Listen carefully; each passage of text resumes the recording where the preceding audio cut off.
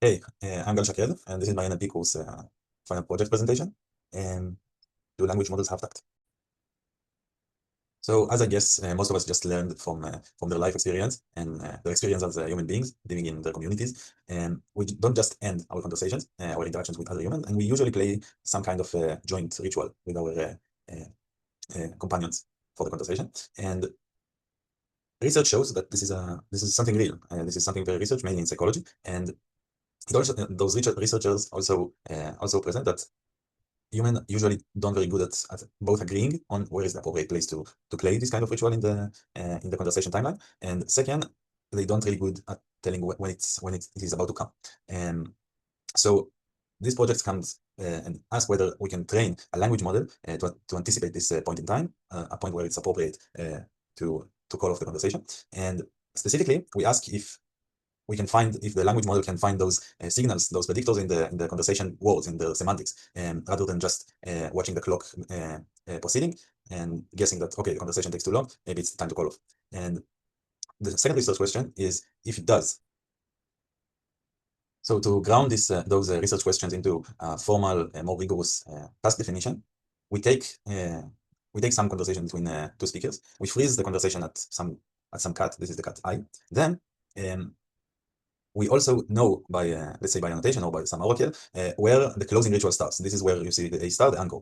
And we ask then the model, it needs to read all the prefix, all the blue part. Then it needs to answer and to classify whether the conversation is about to end in the next K terms. This is the manner of anticipation I refer to. This kind of framing, it makes sure that no closing material like, oh, it was nice talking to you, or maybe a rearrangement for the next meeting appear where the model see, and that will create some kind of leakage. So for the data, I acquired, it's an open source.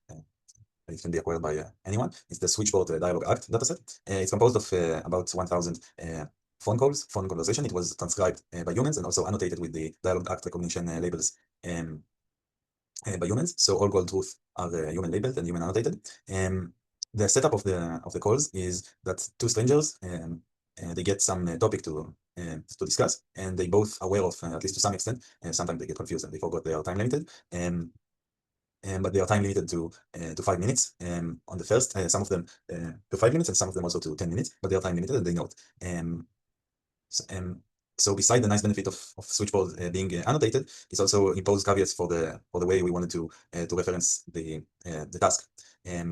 It's not natural in the way that two two people familiar with each other would converse, and the time limit makes the length of the conversation less generalizable to the real world scenario where actual people converse. It can be a long conversation, it can be a shorter one, depends on the context and on the reason and the setup, etc. The model, we do two kinds of training. One of them is the significant one, which is the model BERT fine-tuning. Model BERT is it's a BERT like a transformer encoder, a transformer-based model. It's more modern in the sense that it has a much more it has wider context window, which fits the prefixes length and our prefixes constraint. So each prefix we have in our dataset after the preprocessing can fit into an input for the model without training it. That's the meaning. Another thing we introduce for the training is a weighted loss. That's because of the class imbalances. The last slide showed why such an imbalance exists, and the positive rate it varies from according to the k value for the variant of the fine-tuned model. The second kind of model is the second models we trained is a baseline model. Since I didn't have any benchmark of what a good result might be for this kind of task because of not I couldn't find any related work framing it the same way I did. The baseline are simply the position baseline, and more structural features which are based on the functional tags, on the pragmatic tags from the dialog act recognition annotation. It turns out that some of them can somehow correlate with how close we are to the conversation and to the closing ritual. So to answer the first research question, we use as the main measurement, the main metric, we use a normalized precision recall area under the curve. We normalize it because, as I said, the positive rate varies from K to K. So normalizing it by the positive rate makes the results across K more comparable.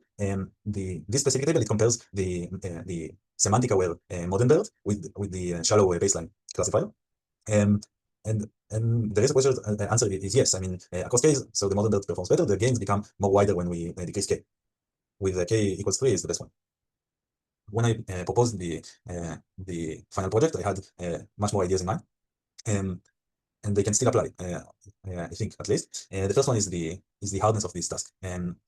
If we assume that the task as I defined it is the correct way or a decent way to define it, then we can see how hard it is for the frontier models, the models we use day to day, say with the prompting mechanism. And I think it won't be very challenging to achieve such an experiment, to conduct it.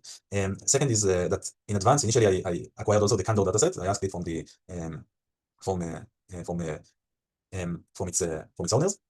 And it's different kind of conversation. I mean, it doesn't have it has its own caveats and its own characteristics, but it's a different kind of human-to-human conversations. And it would have been interesting to test the fine-tuned model on switchboard and see how it performs on a different kind of conversations. And the third one is that it was really hard for me. It was challenging, I mean, to get to understand what the model really learned on top of the baseline model. I mean, the transformer model on top of the baseline model. And one way I could do it is with some mechanistic interpretability tools. For instance, taking the CLS vector and examining its embedding, probing different layers to see how present it is in different layers, and maybe this way to understand better what the model tends to refer as the anticipation of the closing ritual. And that's it. Thank you.